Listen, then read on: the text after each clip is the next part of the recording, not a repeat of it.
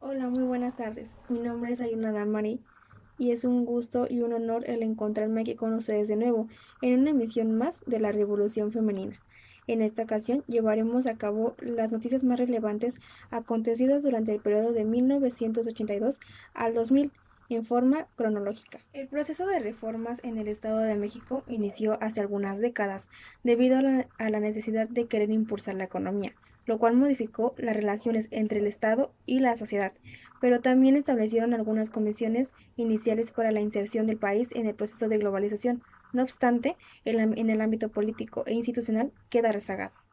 El modelo de democracia del país ha dependido de los acuerdos, de las reformas políticas y económicas posibles, lo cual no ha implicado todavía un diseño institucional que atienda los frágiles equilibrios políticos en un país con una economía precaria, sobre la que pesa la hipoteca de la pobreza, la desigualdad y en los últimos años de la inseguridad, producto del crimen organizado y del narcotráfico.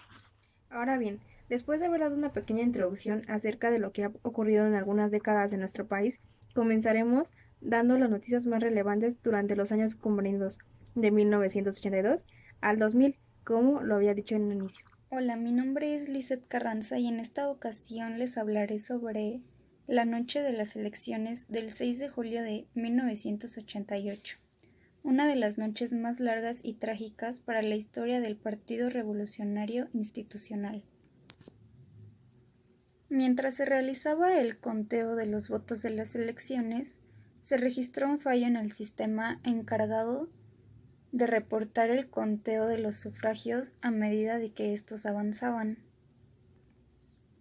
Antes del fallo se suponía una ligera ventaja por el candidato Cuauhtémoc Cárdenas, por encima del candidato priista Carlos Salinas de Gortari. Al restaurarse el sistema, Salinas se impuso ganador con el 50.36% del voto válido. El incidente conocido como caída del sistema provocó acusaciones de fraude en la elección del presidente de la República. En esta ocasión, la legitimidad del partido gobernante se vio por primera vez cuestionada de manera seria. En el año 2004, el expresidente Miguel de la Madrid confesó al New York Times que efectivamente se había hecho un fraude en esas elecciones para que el Partido Revolucionario Institucional ganara, y que 3 años después todas las boletas fueron quemadas para eliminar toda la evidencia del fraude. ¿Qué tal? Yo soy Mariana Hernández y les voy a hablar sobre el Tratado de Libre Comercio con América del Norte.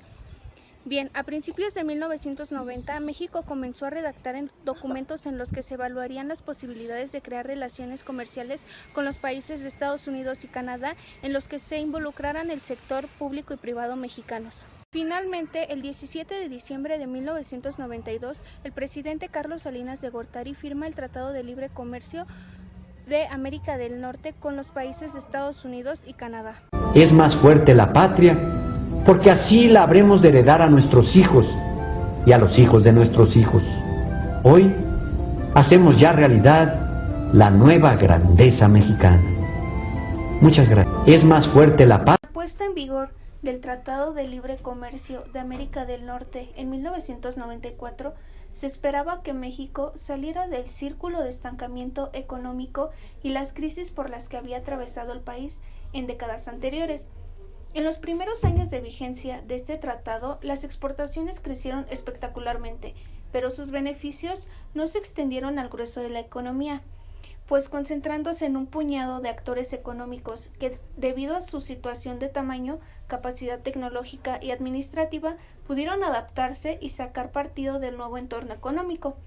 La economía mexicana se volvió más dependiente de la de Estados Unidos, aunque mediante una integración económica selectiva en la que ciertos sectores como el automotriz y el electrónico han tenido un gran desempeño. Otros, como la agricultura, han sufrido una competencia abierta y han provocado zonas de luces y de sombras en la economía mexicana. Hola, buenas tardes. Yo soy Karen Fernández y es un gusto estar aquí con ustedes de nuevo. Como mencionaba Aileen, desde 1982 la estrategia de desarrollo en México había cambiado hacia un proceso orientado a la apertura del mercado.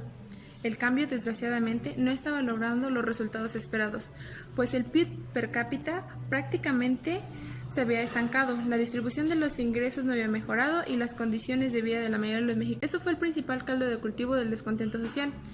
Las esperanzas del pueblo para un cambio de gobierno verdadero habían casi desaparecido, hasta que en 1994 aparece Luis Donaldo Colosio Murrieta, un candidato del PRI que prometía hacer prosperar no solo al país, sino mejorar la calidad de vida de la población.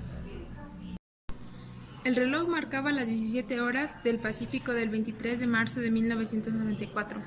Colosio estaba en Tijuana haciendo un mitin. Sonaba de fondo la canción de la culebra, cuando en medio de la multitud el sonido de los disparos transformó las ovaciones en gritos de terror. Alguien había herido de muerte al candidato. La opinión popular que prevalece es que se trató de un complot orquestado y dirigido desde el seno del propio PRI, ordenado directamente por el entonces presidente de México, Carlos Salinas de Gortari. Pero hasta ahora no hay una verdad histórica. El caso Colosio consternó a todo un país, ya que no solo parecía ser el próximo presidente de México, sino que es considerado una víctima más del sistema corrupto.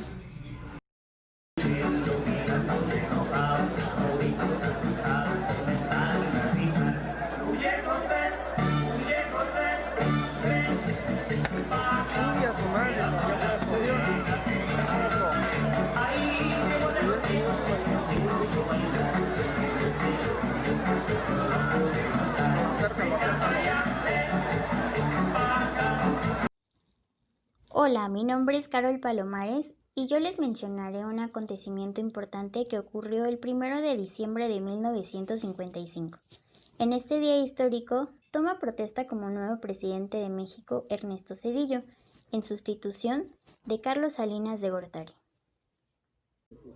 Hoy convoco a todas las fuerzas políticas representadas en este honorable Congreso a que trabajemos juntos para que México cuente no solo con una política de gobierno, sino con una política de Estado para el crecimiento económico como medio para alcanzar la justicia social.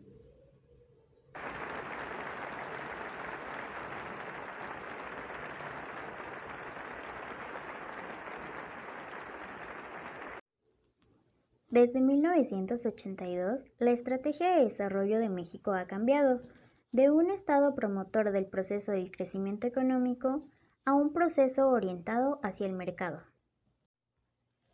En los 38 años posteriores a 1982, el PIB per cápita en México prácticamente se ha estancado, la distribución del ingreso no ha mejorado y las condiciones de vida de la mayoría de la población se ha deteriorado. Y bueno, para finalizar, me gustaría hablarles acerca de lo que ocurrió hace 34 años, un acontecimiento muy importante que no podemos dejar atrás. Ocurrió en el año 1985, un fuerte terremoto que sacudió la Ciudad de México. 4 minutos de duración fueron suficientes para acabar con la vida de al menos 20,000 personas, aunque el gobierno solamente reconoció 3,000 muertes. 800 edificios son derrumbados, 2,831 construcciones severamente afectadas y daños materiales por alrededor de 5,000 millones de dólares. En cuanto el movimiento telúrico comenzó a sentirse, la tierra se estremeció y el pánico se apoderó de la población. Las paredes crujían, las escaleras se desmoronaban y las lámparas habían dejado de moverse, simplemente porque habían caído junto con el techo de las viviendas.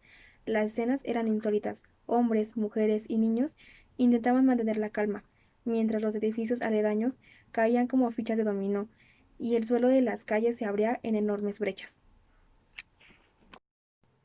Una densa capa de humo pintó el ambiente. El olor a sangre estaba apoderándose de las calles, donde horas después irían apilando los cadáveres. Los hospitales estaban rebasados, y en las morgues ya no había espacio alguno. Mientras tanto, el ejército mexicano instrumentó un plan DN3, pero la población ya estaba volcada en las calles, realizando labores de rescate, recopilando medicinas, ropa y víveres para los primeros damnificados, instalando albergues en las calles y aceras y parques. Hubo personas que sobrevivieron hasta 10 días bajo la tierra, solos, asustados, heridos, sin agua y sin comida. El apoyo internacional surgió con destreza y rapidez. Las 31 naciones hermanas, con total generosidad, enviaron a México 1.081 toneladas de ayuda, desde equipos especializados para rescates hasta suministros para quirófanos, terapia intensiva y laboratorios clínicos. Finalmente, el Servicio Sismológico Nacional sostiene que hubo alrededor de 40.000 muertos y que cerca de 4.000 personas fueron rescatadas con vida entre los escombros. Como vemos, las cifras son dispares. A más de 30 años de la tragedia, uno podría preguntarse si algún día conoceremos el número real de muertos durante la tragedia que sacudió México el 19 de septiembre de 1985. Y así damos por finalizada esta emisión, esperando que haya sido de su completo agrado, ya que los mencionados son acontecimientos muy importantes para México. Siempre es bueno recordar un poco de lo acontecido en el pasado para poder ver los cambios tan radicales por los que ha pasado en nuestro país, hablando de lo social, lo político y lo económico. Gracias.